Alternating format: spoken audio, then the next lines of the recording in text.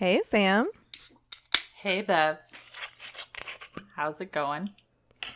It is going great because it's not polar vortexing Oh anymore. my gosh, hallelujah. I mean, that's always a good sign, right? Yeah. It says it is 49 degrees here today, which is crazy. I think it might edge up close to 60 here. It's pretty warm. Whoa. Yeah, I was outside I'm wearing a tank top and a flannel with the sleeves rolled, and I was fine. Did you start dreaming about your garden or just outdoor activities? Because I did with it just being 49. Yeah, I did. And in fact, I went over to my garden because there's like a bunch of kale and lettuce in there that I need to get out so that I can cover it and start working on like soil amendments for the spring. But unfortunately, the garden beds are still frozen solid, even though it's so nice out. Ah, yeah. So can't do anything yet. But I did go dig in my compost pile, and there is compost ready to be put on the garden. Ooh, That's not nice. frozen solid. So there's that. It's all about the small wins. Yep, especially this time of year. But what are you drinking over there? So I got a wine shipment during the Polar Vortex, and this was at one point kind of a slushy. I remember that. Yeah, and I'm gonna try to say this. I think it's Futitini, Futitini. And it is a 2017 Zebibo, which I was like, what the hell is a Zebibo? So I did have to Google that because I'd never had one before. And let me share with you what it is. The Zebibo is also known as Muscat of Alexandria. It's a white grape variety member of the Muscat family, which I believe is like Moscato. I would think so. Yeah, and it's specifically from the city of Alexandria, hence the name, and it's widely planted in the Mediterranean basin. So this is an Italian wine. It's a very citrusy, fruity kind of beverage. And Futatini is a term used in Sicily to mean take it easy and don't let the little things bother you, which I totally need that to remind myself that in my life. So maybe once I'm done with this, I'll just rip the label off and put it on my laptop or something. I like that. That's Or really you can cool. just yell at me, Futatini! Hashtag Futatini. Wouldn't it be crazy though if they were like, nope, Moscato wine comes from like the Frank grape, not the Muscat grape family? That would be annoying. But yes, this is very good, very light, easy drinking. And unfortunately, I did pour most of it in my glass before I got on here because I'm still measuring my alcohol. So, Oh, yeah. oh boy. Drinking responsibly. But anyways, what are you drinking over there?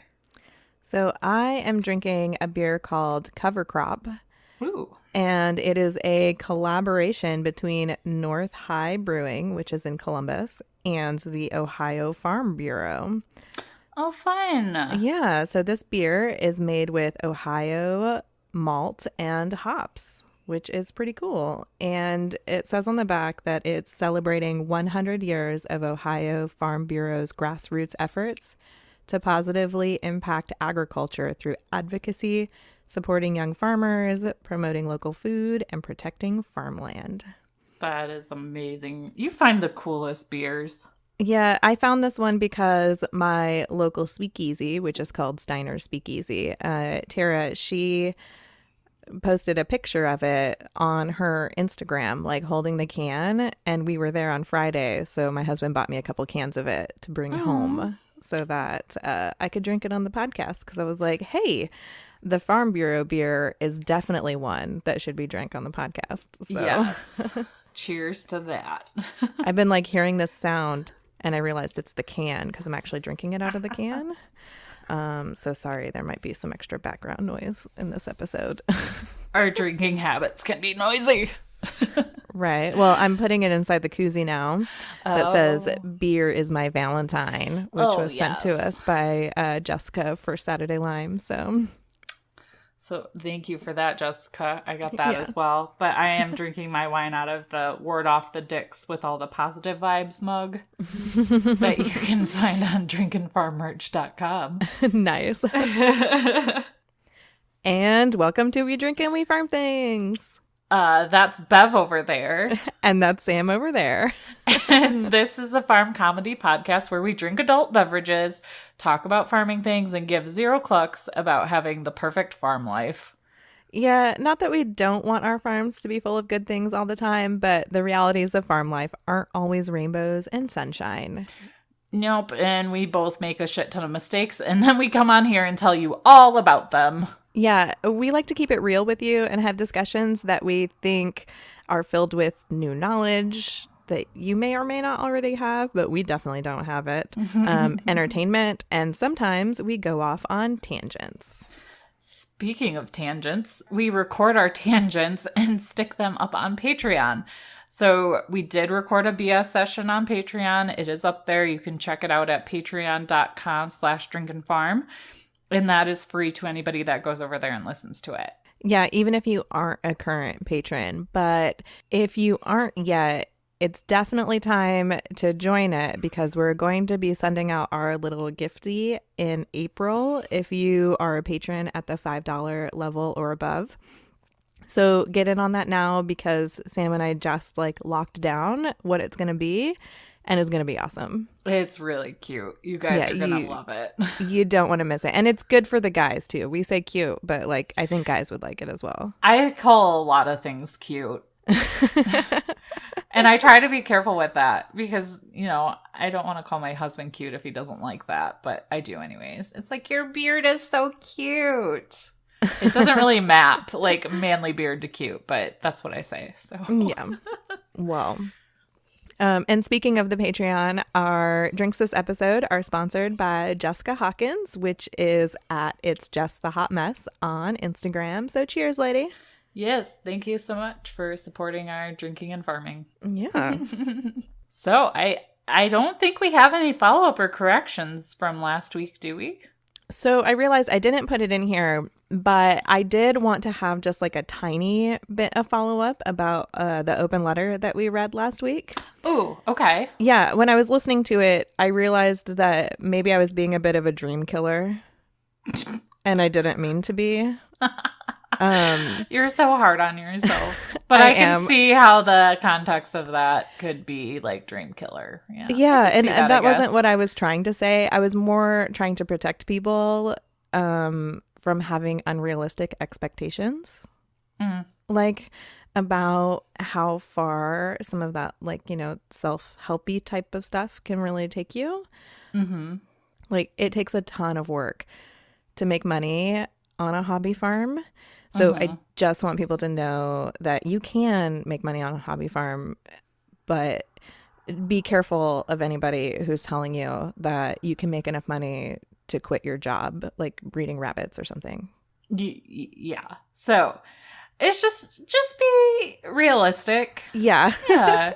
And honestly, I kind of felt like that letter was more dream enabling because it sets you free from feeling like you have to justify monetarily your goals in order to achieve your dreams. One day I'd like to have reindeer or emus, but I don't know exactly how I would monetize that right away because I could be like, ooh, emu meat. But am I really going to want to wrangle an emu and process it? Probably not. Yeah. I probably just want to hug it. So, if anything, I think it's just kind of giving people the freedom to do things and not have to explain themselves. Yeah, and that was how I took it too when I first read it. It was just because I get to listen to it multiple times while I'm editing it. So the fifth time I heard that semi-sarcastic and angry tone in my voice about, people preying on people looking for some sort of, help to make the hobby farming into a real sustainable income, because I get annoyed by people who aren't being fully honest about what it really takes to do some of this stuff. And I don't mean Yeah. to be like that mean about it. And I was like, that wasn't what I meant. Just sort of was, I wanted people to have permission to do it without making money if they had the means to. Right. Yeah. Yeah. I knew what you meant listening to you, but maybe that just means I'm equally as sassy. So, Well, you know me really well, but like yeah, a that's first time true. listener that is really trying to make money on their hobby farm, like would have heard that and been like, these ladies are crazy. I make money on my hobby farm. But Yeah, but if yeah, they just give up on us after one listen, they're not our people. and that's true. That's true. Fair enough. But we hope you stay around if you're brand new. You're probably like, what are these bitches talking about right now? Right? Yeah, listen to the last Yeah. episode and you'll get it. Yeah, we try not to do too much follow up on previous episodes because each episode kind of needs to stand on its own. But I felt like that had to be said. And oddly enough, I got a message before that episode had even dropped asking me how to make money with goats. Aw. Yeah. I just told them that I don't make money with my goats, but that we talked to Erica, the goat chick, about the kind of money that you can make using Nigerian dwarf goats on our mini-sode episode, which is Drink and Make Goats. Yes, you should go check that out if you haven't. That was a really fun interview. And I Yeah, can't it really wait to was. meet her at Coop Camp. That's going to be so fun. So I think we can jump into our regularly scheduled episode. Yeah, we sure can. Raise your hand if you survived the polar vortex last week. I'm raising my hand really high, But you nobody can't can see it. us. Me too. I realized that after I did it. I was like, no, this is a podcast, not a YouTube channel. But I thought it would be fun for us to talk about, the biggest takeaways or lessons learned that we both had from the polar vortex and talk about how cold it actually got. Since we're both in the Midwest, but, we're like 4.5, 5 hours apart. It's amazing, like, that small bit of geography can make such a change in temperature, just like it's only 49 here, but it's closer to 60 at Bev's. Yeah. So I thought it'd be interesting to talk about that and, maybe see if other people want to send us their little farm stories from the polar vortex weekend as well. Or I shouldn't call it a weekend. Geez. Week. I mean, it was kind of a weekend because my kids have been out of school since they got off the bus on Tuesday. So, Oh, wow. yeah. Yeah. People had their kids almost the whole week up here, or at least on like Friday, they got a break and they went back to school. It was crazy. But anyways, what was your biggest takeaways or lessons learned from last week? And how cold did it actually get? So, our coldest that I saw was a negative 25-degree wind chill, Okay. which is super cold for me because I'm from the desert. Yes. And the lowest actual was like only around negative 10, Okay. which is still really cold for this area. I'm in southern Ohio, so we have pretty mild winters compared to like, you guys up closer like to the northern area of the United States.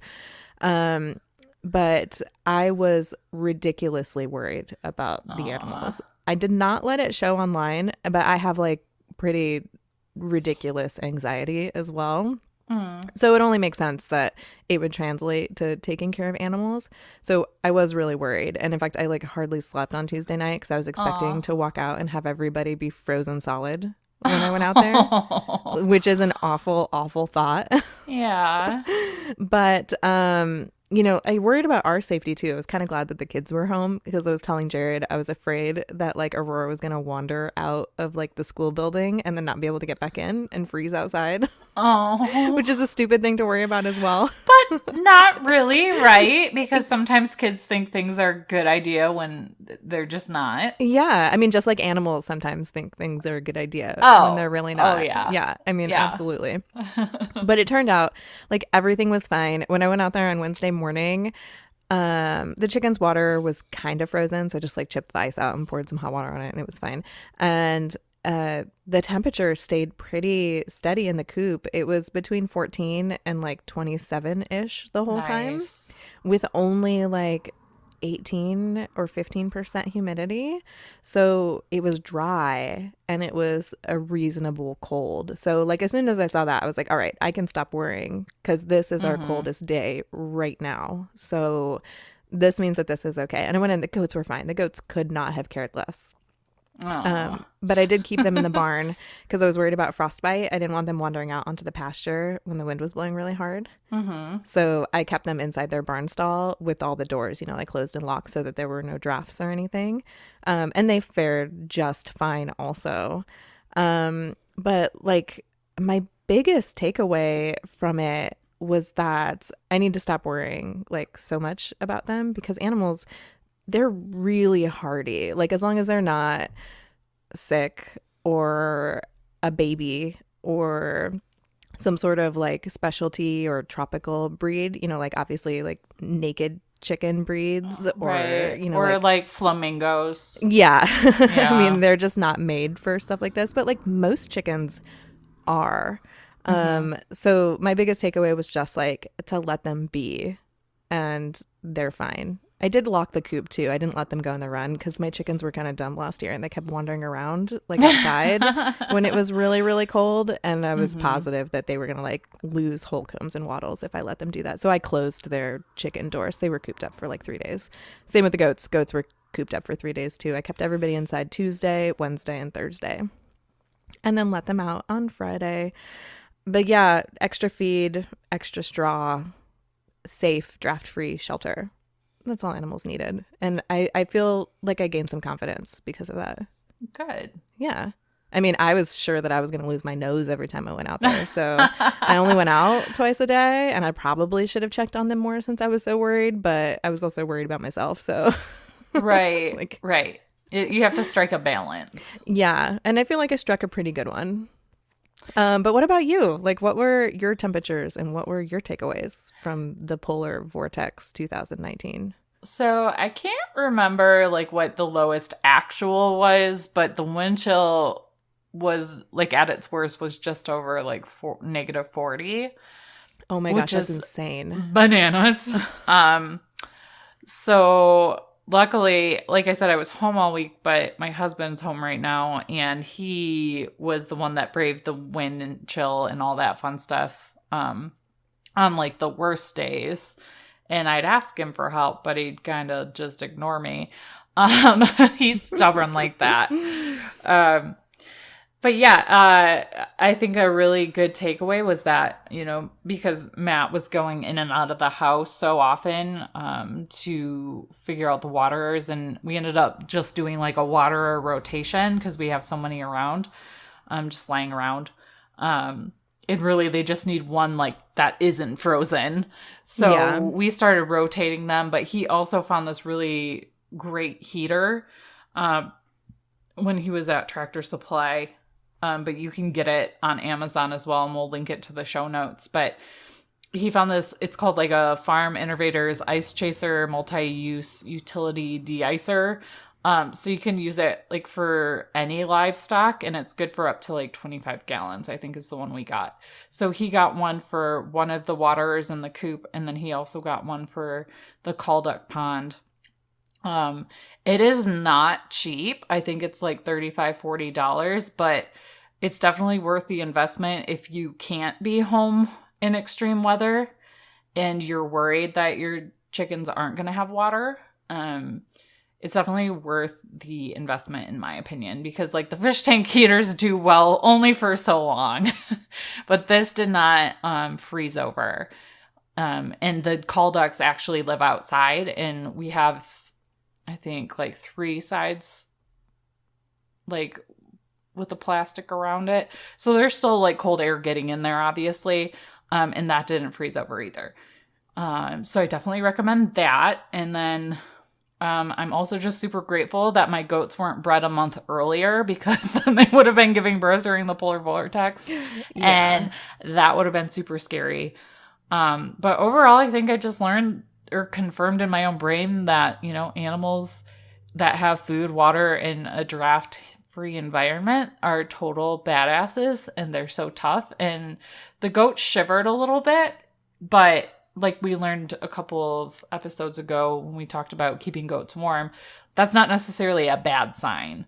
It means they're acclimating. It Yeah. means they're acclimating to the weather. So as long as it didn't get too bad or it wasn't something I was seeing constantly, I felt pretty good about it. But yeah, so I'm just overall grateful for my husband for, forcing me to stay inside and keep working as he braved the coldest days. I was also stubborn back and went out a few times, even though he told me not to, just because I didn't want him doing it all by himself. So, but yeah, I think it was really good. But I do want to point out, like, it wasn't a perfect experience because we have some chickens that have larger combs and wattles that did not fare too well because they got frostbite. And I saw this in the group a couple of times.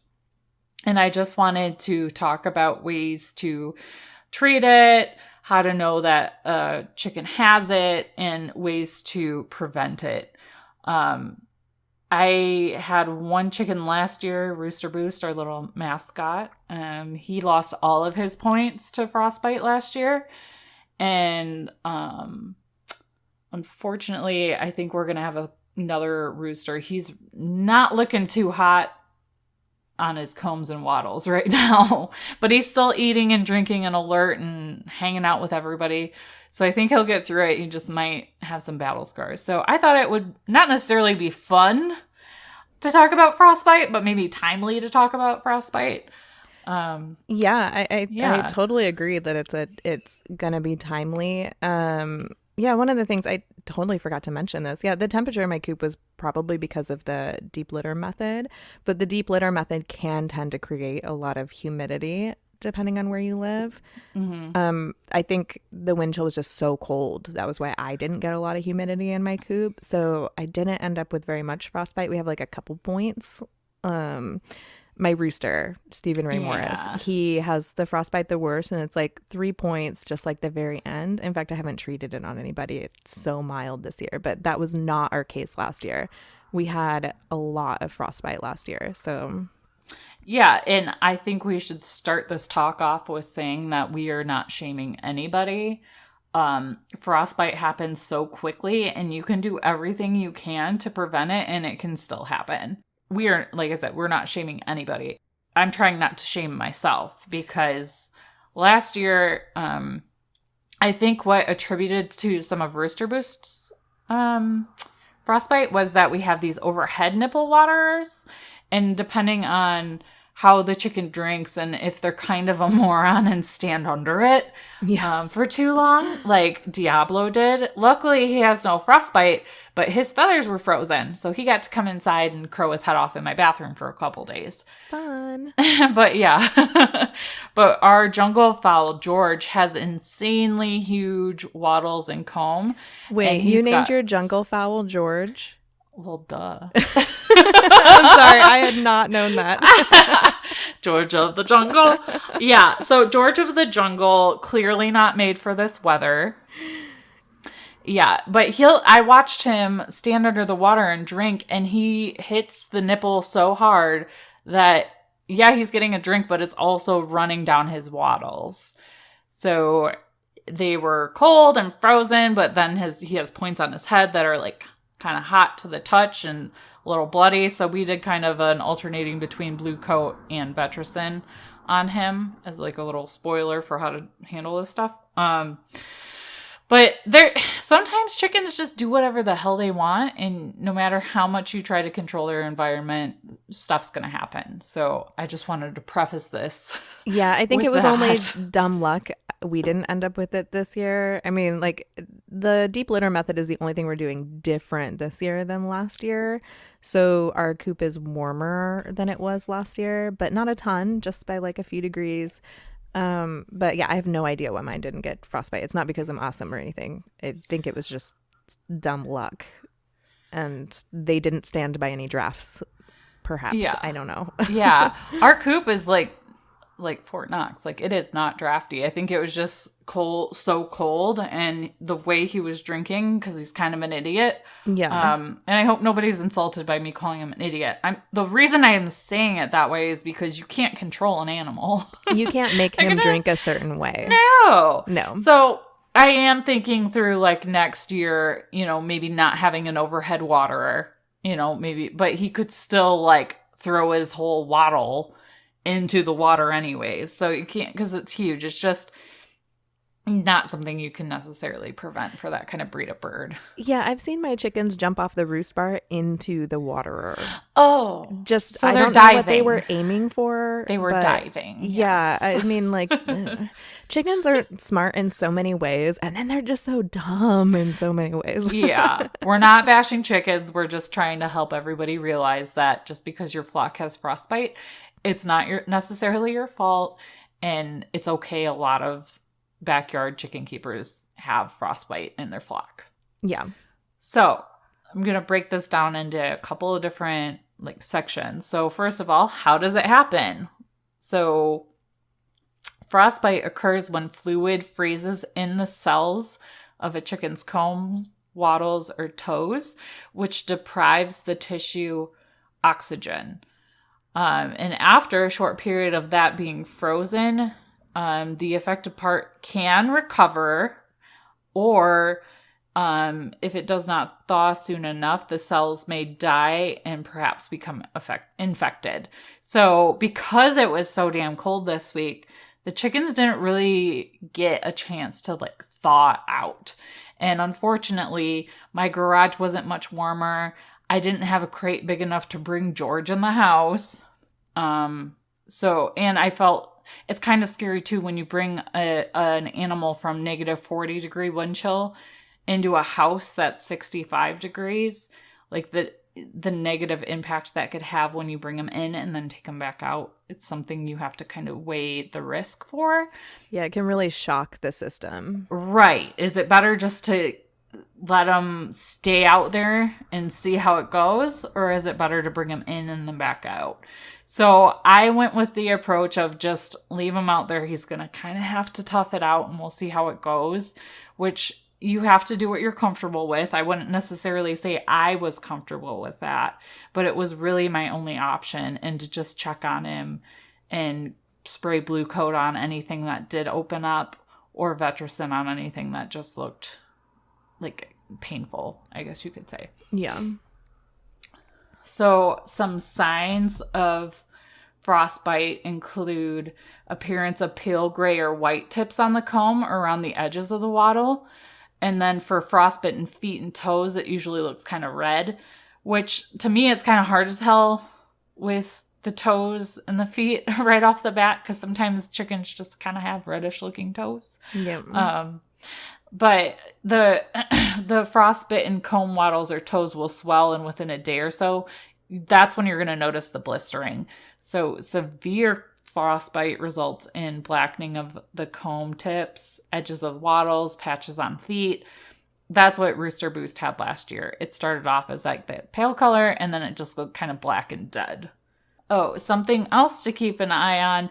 The affected chicken may lose interest in eating or other normal activities, which can indicate that the chicken is in pain. So I didn't really see that out of George when I was in the coop with him. He was running around like a crazy rooster the whole time he was eating. I saw him drinking and kind of perpetuating his wattle issues.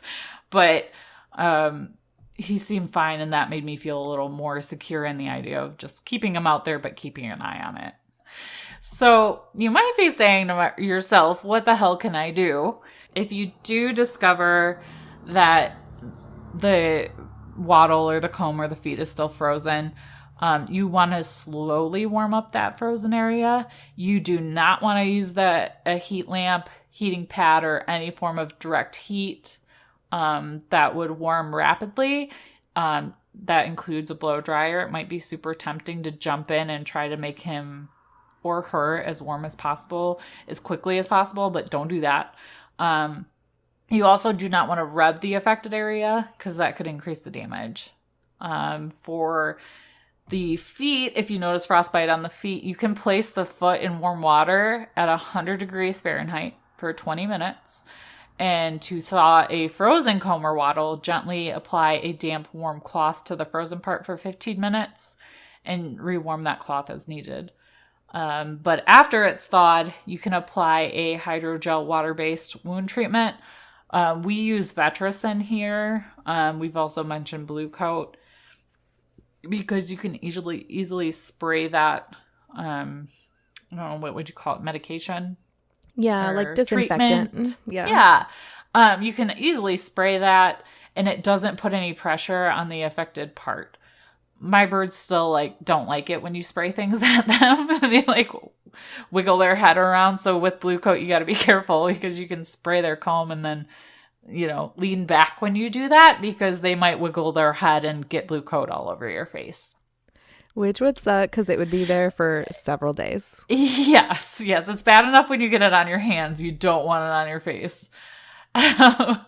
So it's also a good idea, if you can, to isolate the bird in a clean, warm facility and keep an eye on the wounds and make sure it heals properly. And if you can tell I'm trying to cater to everyone because it's not necessarily that you can just automatically do this sort of stuff. So if you can, choose a feeder or waterer that won't rub against the affected part. And if the feet are involved, it's a good idea to try to provide some soft bedding for their little feet. And if it's necessary, protect their toes with some vet wrap. Just be careful with that if there's open wounds because you don't want it to heal into the wound. Yeah, and I'm glad that you mentioned the spraying something on the frostbite. I realized in the group I had mentioned that we use green goo, or I've got a couple of other salve style disinfectants. And I love those for a lot of things. I used them on frostbite last year because I didn't know any better, but rubbing the areas that are affected with frostbite is going to increase your chicken's pain. So if you have something that can be sprayed on, that's best. But if you don't, then you got to kind of do what you got to do. But right, exactly. Just be gentle. Yeah, real gentle, real gentle. Yeah. Because it's hard not to go into panic mode if you see that your chicken's in pain and you just want to do the best that you can for them. So just be careful. And then after your chicken, has had its Vetricin or Blue Coat or whatever you put on it, and it's just chilling out, this does progress into different stages. So after the swelling does go down, the skin might peel, it might itch in that area, and it can be even more sensitive to cold for a while. It might turn scabby, develop blisters, turn black as the tissue dies, which is a dry gangrene, which sounds kind of scary, but it's just part of the process, and it'll eventually just fall off. This will result in permanent disfigurement. So that's why Rooster Boost doesn't have his points anymore, but he's still a perfectly happy little rooster, terrorizing the yard. Which is good. Yeah, it just didn't disfigure his personality. Just comb. Do not be tempted to pop the blisters or remove the blackened tissue. It's going to heal on its own. All you need to do is leave it alone, because if you're not careful, you can get an infection with wet gangrene, which can be very serious and even life-threatening. And a sign of that infection is a really bad smelling fluid leaking from the wound that isn't healing. You want to make sure to prevent the spread of infection, that the affected part may be, you might have to get it surgically removed, which would require the attention of a vet or another person that has successfully performed that procedure before. I don't recommend you trying to go in and do it. This is not a YouTube moment. No. But overall, just remember that frostbite is very painful, and can cause disfigured comb and wattles, and the chicken could even lose toes if it's on their feet.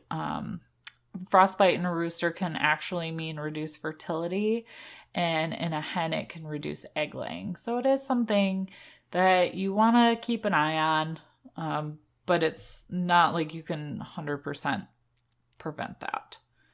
However, we will go over some points of how you can go about preventing it. Yeah, and that's not to say that these will like work every time. Right. But something I think you mentioned last week when we recorded, or maybe I just dreamed it, I can't remember. You said you went into your coop and you looked at your chickens and there was one that had frostbite and you said, oh, well, maybe you're just not built for this kind of weather.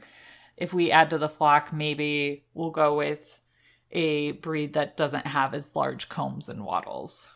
Yeah, because like I have several breeds that have pea combs, or the hens have pea combs. Something I've noticed is even a breed that has a pea comb, the roosters still tend to have pretty flashy combs and wattles. They're just so fancy. Yeah, well, I mean, that's how they like show their virility, right? Yeah. They have to like flop them around and do the dance, or the ladies won't do it with them. Yeah.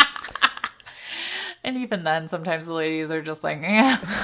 Yeah, they're like, meh. Not impressed. But obviously, the easiest way to prevent frostbite in your flock is to choose a breed that is built for the cold. So like a tight-fitting headgear is what they called it. And you should select a breed with cushion, rose, or walnut comb. Again, they can still get a little bit on them. But you're less likely to have complications with frostbite if your comb and wattles are just smaller in general. Yeah, I mean, obviously they have less surface to be exposed to the comb or exposed to the comb, exposed to the cold, you know what I was saying. Yeah. And less surface area for the water to cling to when they're drinking and whatnot. Yeah. Yeah. So I've noticed, because I have such a variety in my flock, that everybody that kind of has that smaller set, like headgear on their face, I guess you could say, they're perfectly fine. It's just the ones that have that larger comb and wattles, which is so fun to look at. And I don't know, I play with my rooster's wattles all the time because it's super entertaining. But now, is that like motorboating a rooster? Like, I think so. I mean, I don't do that with my mouth. No. Salmonella. Yuck. But but it's kind of fun to be like wobble de wobble wobble. Yeah. Wobble. Okay, a peek into Sam's life. Another thing to consider, and we kind of already talked about this, was your shelter, and just your setup in general of how you clean your coop. Chickens sleeping on properly constructed roosts can keep their feet warm by covering their feet with their feathered breasts. Installing some roosts closer to the coop ceiling is beneficial, but my coop is like super high, so I can't really do that for them. But that's an option for you. You also want to try to control the humidity in the coop during cold winter months. Outside, it might be like pretty low humidity, but inside, because there's damp litter, fresh droppings, they're breathing in there. And if they're spending more time indoors because it is cold, the humidity can go up pretty quickly. Yeah, I mean, because they're pooping more in there. Yeah. So there's automatically more moisture. And then when they breathe out too, they're creating more moisture in the air. Yeah. So I went in there yesterday and looked under the roost and I was like, holy shit. Like literally. Like, there is so much, because they were roosting to keep themselves warm and then they were just shitting all day. Yep. So that is the thing. So you do want to try to keep the litter dry, protect the open doors from blowing rain and snow. Deep litter that's stirred and topped off frequently will more readily absorb the moisture for fresh droppings. So deep litter method is an option, and that's what Bev uses. Yeah, and I sprinkle some lime on there too from First Saturday Lime to cut down the ammonia and help dry it out a little sooner. So the lime and then a fresh coat of straw during the Polar Vortex. I was doing it daily because there was so much poop from 3 days inside the coop. But yeah. Another option, and this is something I actually talked to my husband about a couple times, is putting in a droppings board that you can frequently scrape off to, take the fresh poop off of. Also, we've talked about putting like a tarp or something under there with some carabiners because people actually buy chicken shit and put it in their gardens. So if you're looking for a little money making way to utilize your chicken's poop, you can always put up a sign on the road that says you have chicken poop. Yeah, Because that people are won't looking replace for your it. job or anything, but it's No. fun side gig. Yeah, and it's a way for you to just get rid of your shit and not be mad about your chickens pooping all over the place. That's true. But yeah, so your coop will remain drier if your chickens are motivated to go outside. Now, obviously, Bev and I both kept our chickens locked up during the worst part of the vortex, but it's good to encourage them to go outside when they can. And if your run is covered and is bedded with straw or shavings outside, they can go outside and play in that. But they're gonna do what they want. They might want to stay indoors anyways. Another thing that seemed kind of like weird, but it's something that I knew at the same time was that you need to keep your chickens hydrated. So making sure they are drinking water is also important frostbite prevention because hydration allows the chicken's body to maintain good blood flow to the combs and wattles to help keep the extremities warm. So I feel like George was kind of not doing himself any favors, you know, when he was chugging water, but also getting it all over his comb and then, you know, or excuse me, all over his wattles. And then he's shaking his wattles, which are huge, and they're like slapping his comb because they're that big. Which is That's probably pretty quite big. the visual. Yeah. You know, then he's getting water on his comb too. I'll have to take a picture for you, Bev, and send it to you. He's covered in blue coat right now, so it's real cute. But, you know, so he wasn't doing himself any favors by getting everything all wet, but he was doing the best he could with his circumstances. And it kind of like we talked before too, during the winter months, you can use like a water fount base heater or the heater that I talked about earlier. Make sure your chickens are getting warm water a couple times a day because this will help them stay warm. In the articles that I did my research in, they did talk about the small cup watering system or the nipple waterers. I use the above head nipple waterers, and that's caused some of the problem. I've also used the small cup one, and those did not last in the polar vortex. You just got to do the best you can with what you have.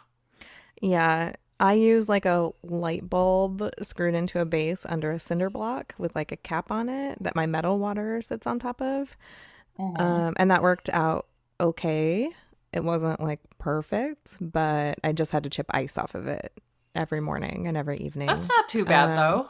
Yeah, no, it wasn't too bad at all. But for the most part, like they had access to water all the time through that. So I'm relatively impressed with it. If it had been outside though, that would have been a different story because the wind chill would have been hitting it. But Yeah. inside the coop, it worked okay. Which I mean, water inside the coop is also like a big no-no to Right. keeping the humidity down. But I don't want a light bulb outside. And my run, still have not winterized my run. I didn't last year, and I did not get around to it this year. Maybe next year I'll have Maybe. it done. And we don't pretend to be perfect chicken keepers. We just No. do our best. We have our run wrapped in plastic, but we have no door to get into our run. Oh, Because that's we right. built that run like a year ago and it didn't go so well when we built it, but it's like good enough. And then we're like, yeah, we're going to rebuild it last summer. And that didn't happen. So it for sure needs to happen this year because I want a door. And then I'd like to try to keep the water out. Yeah. And then in extreme temperatures, bring it in if I absolutely have to. But like you said, we don't have our shit together all the time. And that's okay. We're just doing the best that we can. And if people judge us for that, then that's on them. I mean, we So. give zero clucks about that. So Exactly. We are warding off the dicks with all the positive vibes. there we go. Yeah, I mean, and the whole like winterizing the run thing and water in or out, like some of that stuff, if you waited until you could do everything perfect, you'd never pull the trigger or at least I Right. wouldn't, because there's always something No. new coming along, right? Like that's part of being open to like hearing new information and getting new information without automatically assuming that that information is attacking you. It gives you the opportunity to like grow and learn and do better. And if you are just trying to do everything perfect before you actually get your chickens, and you never get chickens because something new is Right. coming along all the time. There, I just repeated myself a bunch of times. You're just hitting the message home. That's Yeah, all. point made. Something else I saw in the group too, and I think is interesting and worth mentioning, is that you can at night take the measure of coating combs and wattles with petroleum jelly, aka Vaseline, to prevent frostbite, depending on how low the temperature goes and for how long. So coating works in 3 ways. It helps conserve heat. It insulates the tissue from moisture and can prevent freezing. And it freezes at a slightly lower temperature than cell fluid in the comb and wattles, and therefore protects these parts from freezing at temperatures hovering around the freezing point.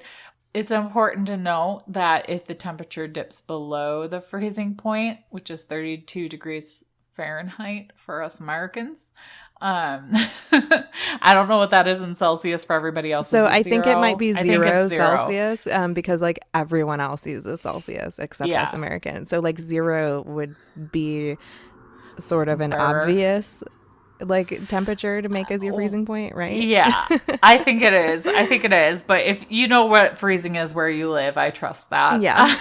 I mean, But hopefully. if it's gonna be under the freezing point for a prolonged period of time, petroleum jelly can actually freeze. Which would make And it when that worse. happens, Yeah. it doesn't prevent it. When temperatures remain low for a prolonged period of time, those measures are insufficient. You can end up using like the flat panel radiant heater that we've talked about a few times. Just make it an option. That way your flock can go hang out by it if it wants to, but don't make them like that's their only option. So there you have it. Drinking Farm educates on frostbite in a very roundabout way. And there was a lot of talk about the flat panel heaters in the group for the Polar Vortex. Like, so one thing that is really important to remind everybody, like the Polar Vortex type of temperatures that we got, this was supposed to be a once in a generation storm. Now, Yes. whether that holds true or not, because of the insane things that are happening to our climate, I mean, obviously we have no idea. Right. We could go into another ice age. You don't know. It wouldn't be the first time the world's had an ice age. I mean, mind probably you. not in our lifetime, because like, those things tend to happen slowly over time. They take time. Yeah, it's not like we just like wake up tomorrow and everything's frozen permanently. God, I hope not. That would suck. Oh, that would be terrible. We would all starve to death. No more food. But yeah, but having those sort of things on hand, you have to decide what makes you feel better, right? Yeah. Like you didn't use any type of heat in your coop, right? In the chicken tractor, Betty White and her baby have the flat panel in there. Oh yeah, but there are babies in there, so that's different. But like for like the coop, She's like right. fully feathered now though, so she'd probably be fine, but it just made me feel better. Yeah. But in the main coop area and in the small coops in the barn, all we did was like in the barn we just put hay bales where it might be drafty, and that's it. And they were fine. Yeah. They were little champions out there. Yeah, and I didn't use any type of heat in my coop whatsoever either. So chickens are pretty cold hardy for the most part. Yeah. But I do have a flat panel on hand, so if I got like super terrified, I could go put something up really quickly. But I ended up not having to use it. So you have to decide what makes you feel most comfortable. I saw that somebody brought like their chickens in their like mud room, and there was like hay all over the place. Yeah. And I'm like, you know what? If that makes you feel better, I'm sure your chickens are just loving it and living their best life. You might as well just, have at it. Yeah. No judgment. Well, she said it was her unheated mudroom. Yeah, and it was funny. I saw that after like seeing, I finally got accepted into that big chicken group. I can't even remember what it's called. It doesn't matter. Chicken keeping 101. Yeah, I got accepted into that. But basically, my Facebook feed has now become like chicken mean girls. So I'm going to have to leave that group.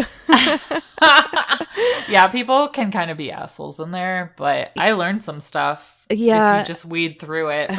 But like if you don't want to see that stuff in your newsfeed, then yeah. Yeah. And maybe I'll just ignore it for a little while and then go check it out when I want to go see what's being posted. But it's basically been like the same things over and over again.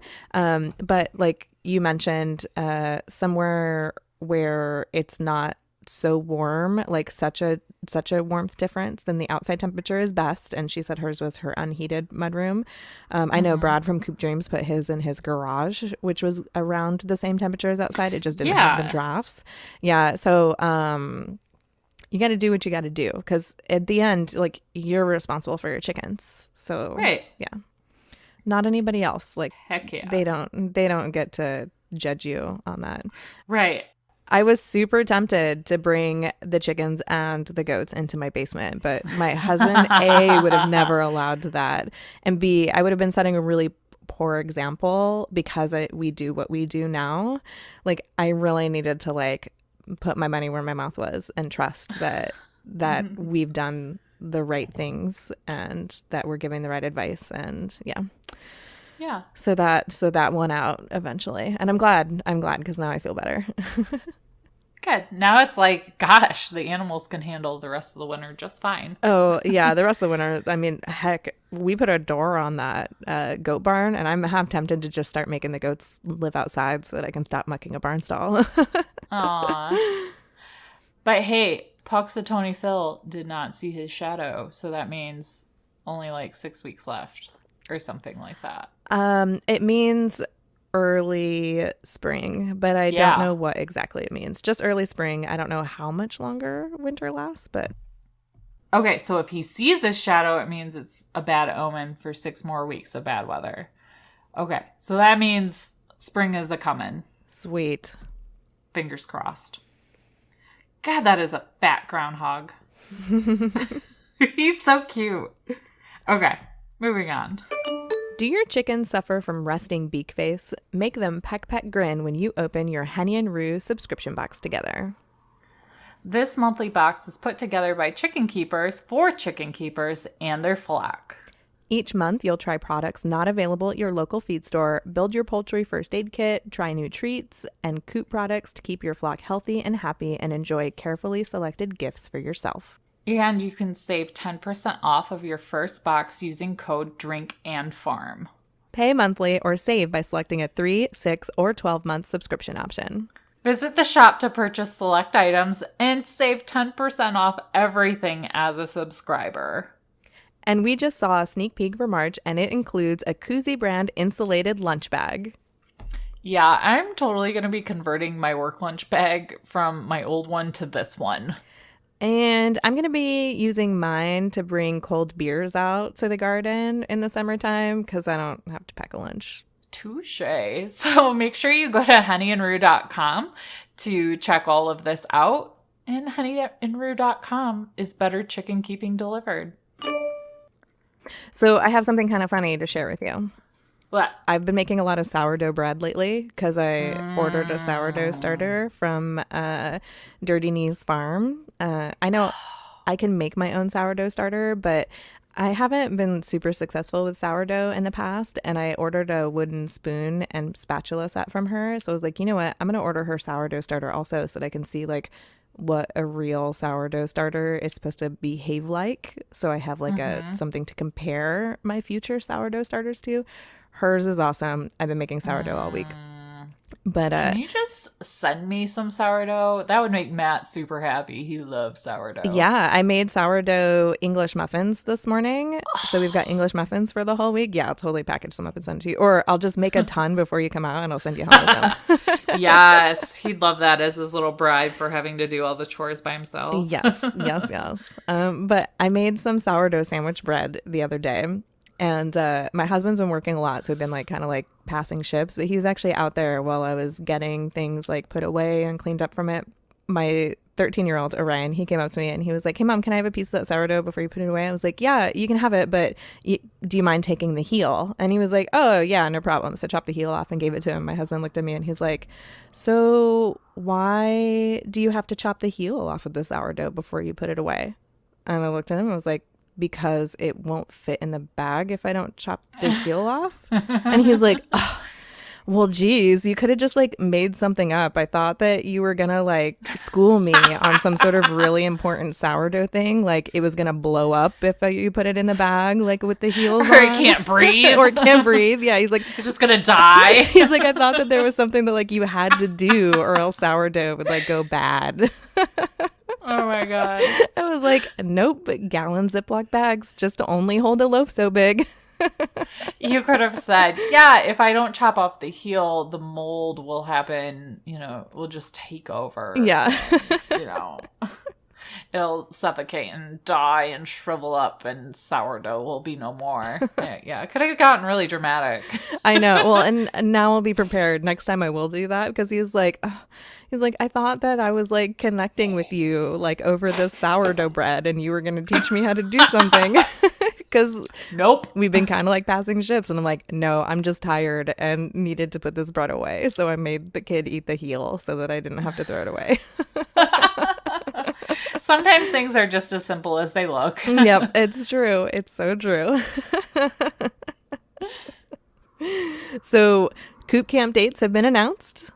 Yay! I'm so excited. You know why? Because not only are we going to meet so many cool people, it's going to be so much warmer. Oh, yeah. I'm super looking forward to June at this point. I'm looking forward to getting to meet a lot of listeners. I'm looking forward to getting to meet like people that we've interviewed on the show. It's like going to be awesome all around.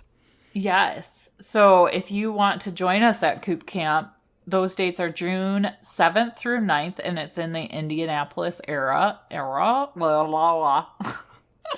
It's in the Indianapolis area. Apparently it's on a fairground and there's going to be a goat show happening that weekend too. So it's like double bonus. So you can go to www.fadedjeans.tv/coop-camp.html. We'll put that in the show notes as well. So you don't have to remember all that, but you can go buy your tickets right now for that. Come hang out with your favorite podcasters. Yeah, which is us, right? I hope. Yeah. And be sure and take our survey. There's a link to that in the show notes. You can give us some anonymous feedback. Use it to make, suggestions for topics, or use it to tell us you really hated something we talked about or really loved something we talked about. Just take our survey. Give us feedback. We want it. Yeah. Maybe we're too apologetic, too non-polarizing, too nice. Maybe we swear too much. You can tell us there and we won't know who you are. Exactly. And make sure you join our Facebook group.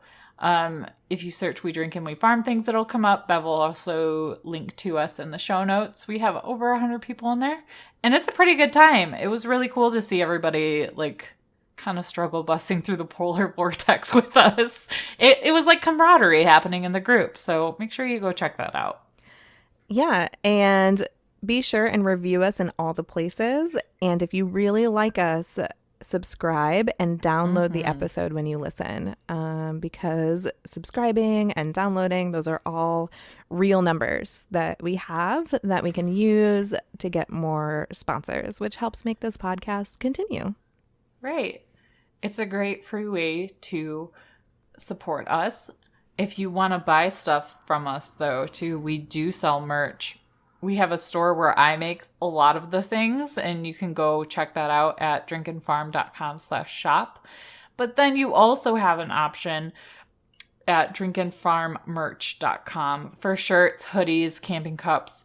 Hooray! Stuff that Sam doesn't make that is still pretty kick-ass. I'm wearing a sweatshirt with the Newer logo on it. It's super comfy. And I love it. Nice. I'm wearing a tank top with the Newer logo on it. We're so matchy-matchy. Twinsies. And we didn't even know it. Yeah. And don't forget to send us your farm stories. If you have a story from your farm that you think fellow listeners will laugh at or learn from or just warm their hearts, we want to hear it. So send them to us via direct message on Instagram, or you can email them to us at drinkandfarm@gmail.com. Yeah. So thanks for listening, guys. Yeah, it's been fun.